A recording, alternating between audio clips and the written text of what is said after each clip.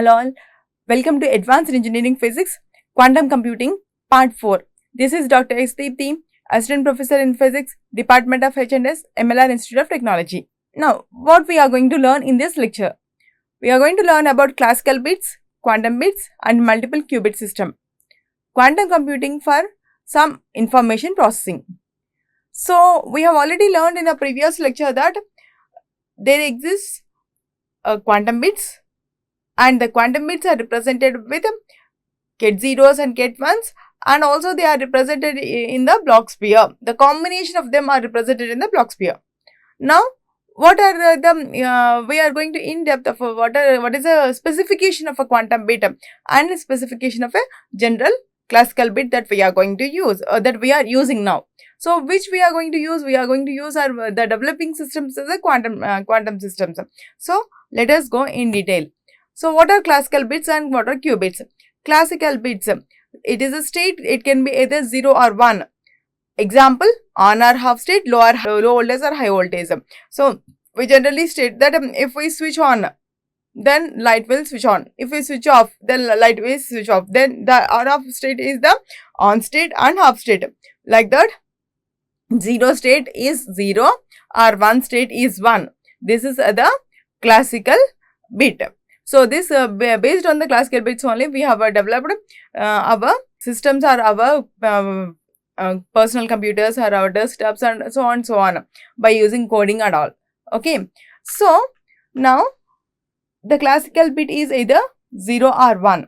Nature, deterministic and stable. Stability is there. And implementation, transistors in electronic circuits. Example. So, logic follows a classical laws of physics. Boolean algebra. So, what is a Boolean algebra?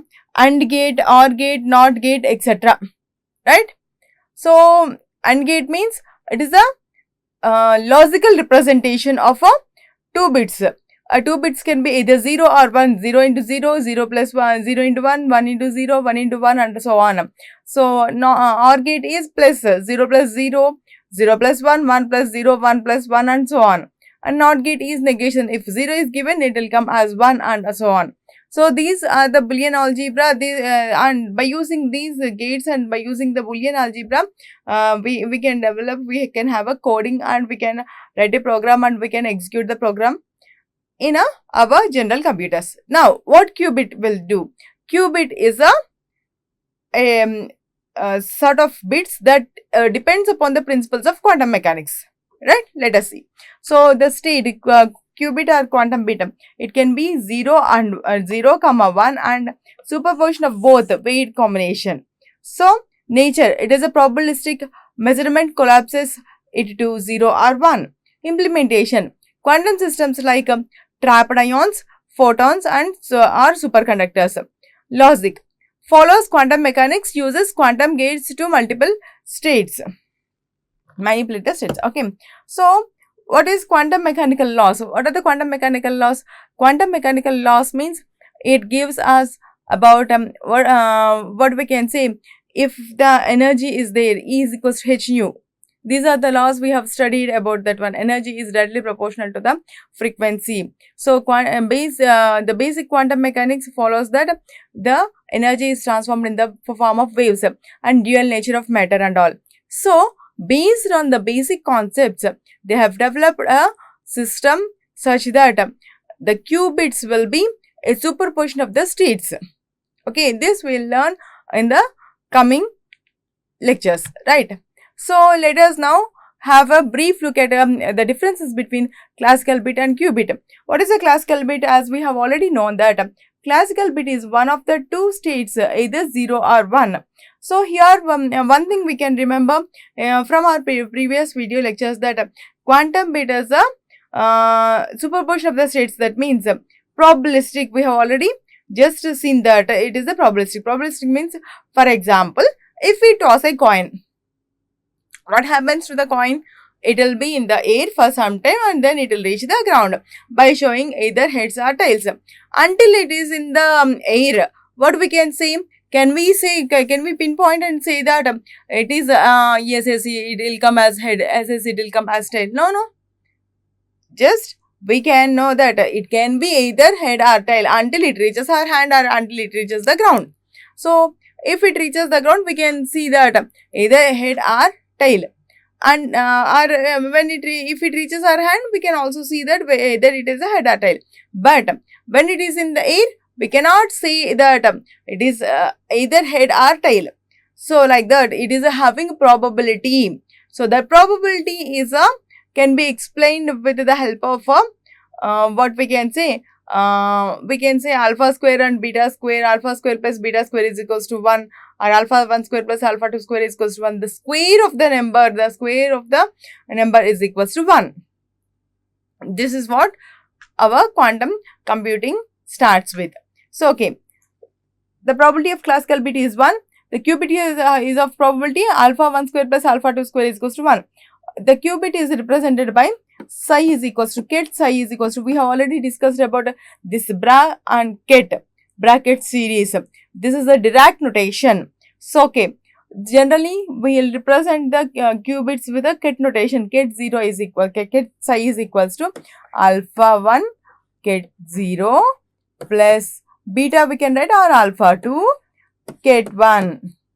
Okay, this is what we are going to show the representation or represent the quantum bits. Okay, the classical bit is a discrete, quantum bit is a continuum. For this purpose, the quantum bit is a continuous process. It can be either 0 or 1, or 0 and 1 at a time also. So the probability will be equal to will always be high, so that it is a continuum state. So classical bit is either 0 or 1. Quantum bit is either ket 0 or ket 1, or combination of ket 0 and ket 1. In a classical computer, any one state is possible at a time. Any one state is possible at a time. In a quantum computer, two states undergo interference. What is interference? Generally, we use the term interference in order to find out the light waves. Light follows the property of interference. Interference means when two light waves are superimposed on one another, then we get the property of interference. Superimposition means when two waves just mingle on one another, that is equals to a big wave will be emerging. If they mingle with the same amplitude, or if they mingle with the same phase, same amplitude and so on, we'll get like this. Okay, this is what we will see in by using light waves. That is the interference concept, superposition of the waves. So here also we are applying the superposition principle to the quantum computing systems. Why we apply that to the quantum computing systems? In order to have the high zeros and ones at a time, 0 plus 1 at a time. Okay, so quantum computing states undergo interference. Now, in classical computer, non-negative numbers are used. In quantum computer, complex numbers are used to describe the states. Non-negative means less than 0 will not be there in a classical computer. But quantum computer, we use the complex numbers also. Imaginary numbers, complex numbers also we will use. So, there is a superposition of classical bits, 1 of 2 power n state at one time. 2 power n state means 2 power 0, 2 power 1, 2 square and so on, 2 power n times at one time. Okay. Now, qubits can be in superposition of 2 power n different states at a time. Okay. So, classical bits describe discrete states and quantum bits describe the continuum and allowed states. Now, what is a multiple qubit system? A multiple qubit system consists of 2 or more qubits whose collective behavior cannot generally be described by independent single qubit states. Multiple qubit systems means it is not a combination of independent qubit systems. Okay, so it is what it is it has some specifications. Now let us look at that one. These systems form the foundation of quantum computing, quantum communication and quantum information processing. So the basic in order to have the quantum information processing or quantum computing and quantum communication, what we need, what the fundamental thing is the superposition of qubit states. Okay, the superposition of qubit states are the multiplication, tensor multiplication of qubit states, and some laws will be there for the qubit states. Then those comes under our those form the foundation of quantum computing. Okay, so a single qubit is represented by ket psi is equals to alpha ket 0 plus beta ket 1. In the previous slide, we have used alpha 1 and beta alpha 1 and alpha 2. Here alpha beta. Okay, these are the just we can say complex probability amplitudes. So no issues with that one. Where alpha and beta are complex probability amplitudes satisfying alpha square plus beta square. Modulus of alpha square plus beta square is always equal to 1. Next, 2 qubit systems. The state of space of 2 qubits is constructed by using tensor product. This already we have discussed about the tensor product in detail. So, basic states ket 0 0, ket 0 1, ket 1 0, ket 1 1. General 2 qubit state. Ket psi is equals to alpha 0 0, ket 0 0 plus alpha 0 1, ket 0 1 plus alpha 1 0, ket 1 0 plus alpha 1 1, ket 1 1. Okay, separable and entangled states. Separable states can be written as a product of individual qubit states. Okay, entangled states cannot be factorized. For example, this is called as a Bell state. Psi plus is equals to ket 0 0 plus ket 1 1 by root 2. This is the example given. Now, Bell states, 4 maximally entangled states. Entanglement means when 2 states are said to be entangled. If the 2 states are connected with something, even though they are not connected even though they are not connected with a wire and all, they will stay apart from each other, but their information will be processing in between them. So, this is the entanglement. So, we'll discuss the entanglement in the previous next upcoming slides, upcoming video lectures. So, n-qubit systems, and n-qubit systems has Hilbert space dimension of 2 power n. Okay. So, n-qubit can be written as ket psi is equals to sigma alpha I ket I. Multiple entanglement, gigahertz states. Multiple means 3 or more bits. Ket 0 0 0 plus ket 1 1 by 1 1 1 by root 2. This is the multiple qubit system representation. So, okay, multiple qubit systems. See here in the figure what we have seen. First one we have discussed about tensor product. In the figure also it is there. Next, multiple qubit states, entangled state, and measurement finally. Okay.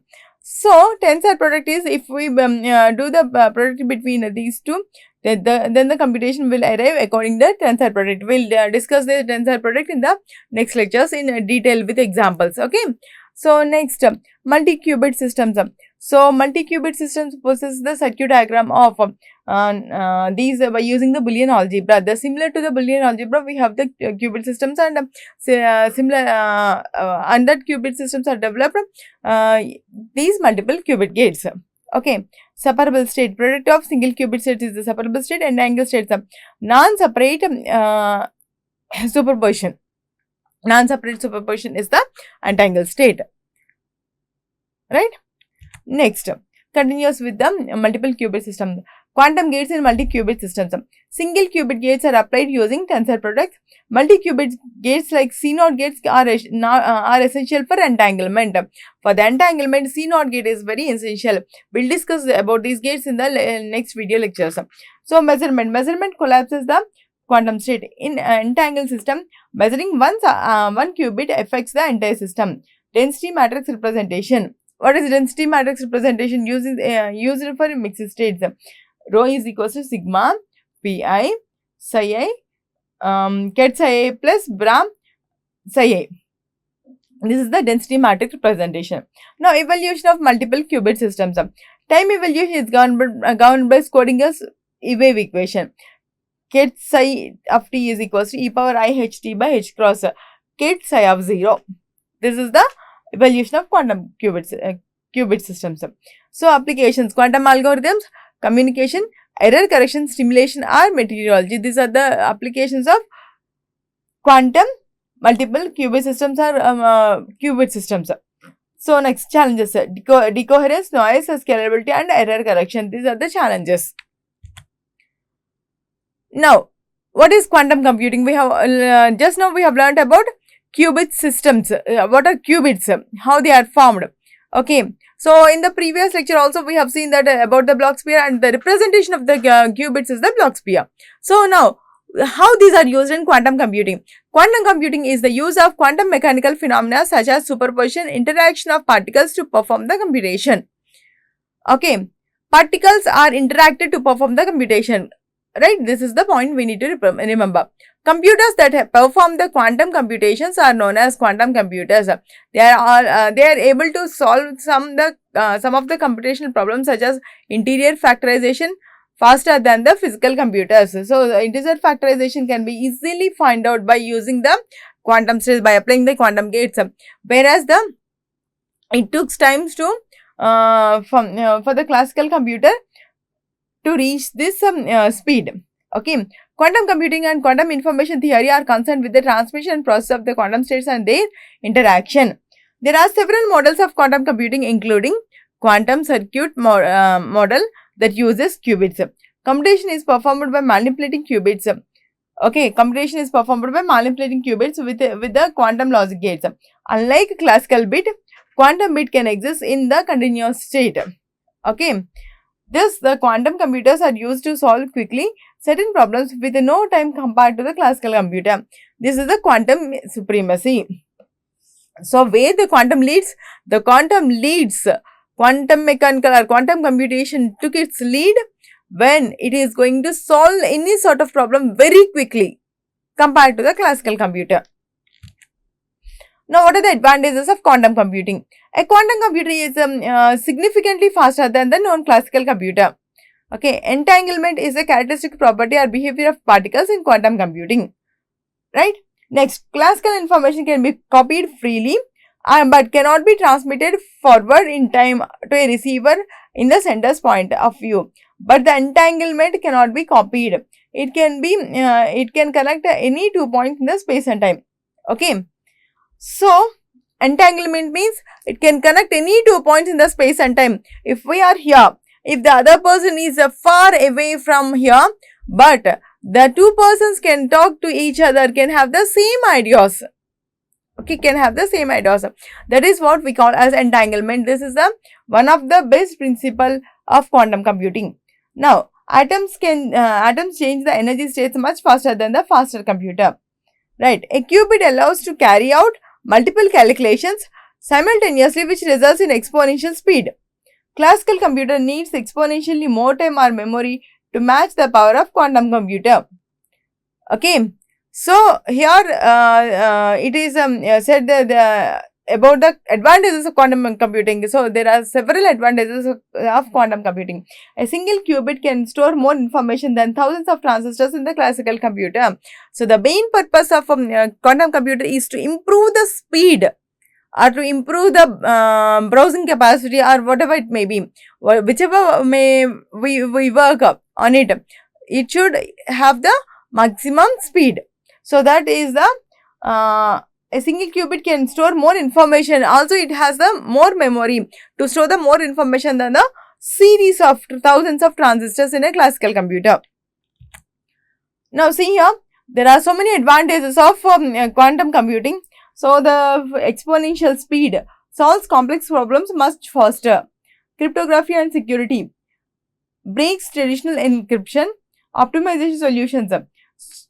Superior of optimization tasks, drug discovery and materials, advances in the medicine and material sciences. Along with that, it can also have the financial modeling, artificial intelligence, and also climate and weather, logistics and supply chain, and so on. Okay, so these are the applications of the quantum computing. Advantages of quantum computing, and thereby we can also apply them. Right. So, in this video lecture, what you have learned about the classical bits, quantum bits, multiple qubit systems, quantum computing system for information processing. In the next video lecture, you are going to learn the evolution of the quantum systems and quantum measurement.